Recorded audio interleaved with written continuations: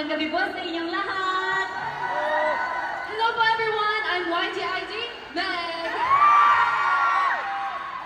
What's up everyone? I'm YGIG Joy! Ayan! Kumusta naman po kayo? Okay lang ba? Nag-enjoy?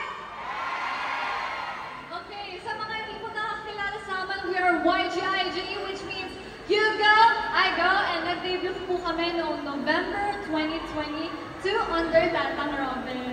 Yes!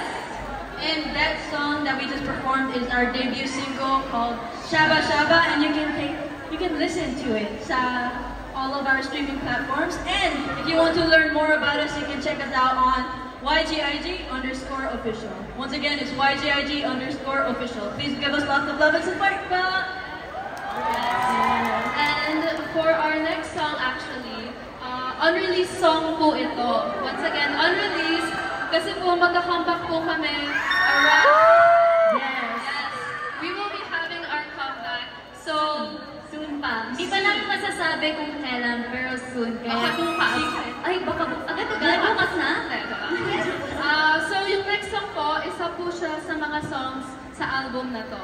This song is called Where You At, and it's about missing someone, hindi naman kailangan romantic, but missing someone na hindi mo na makikita.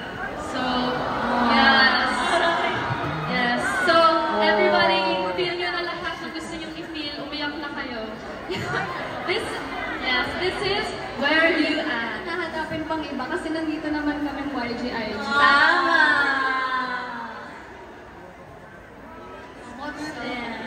So that was our song, Where You At. Sana po, pag na-release na siya, ayan, meron na kayong pang-relapse na kanta.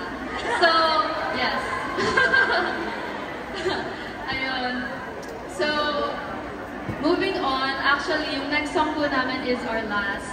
And, of course, since medyo malungkot ang last performance namin, syempre pasabog po itong next namin. But before that, we'd like to take this opportunity to first of all thank I Like It Korea Milk for giving us a stage to perform on, a wonderful opportunity na syempre makita ulit ang mga wigaw namin!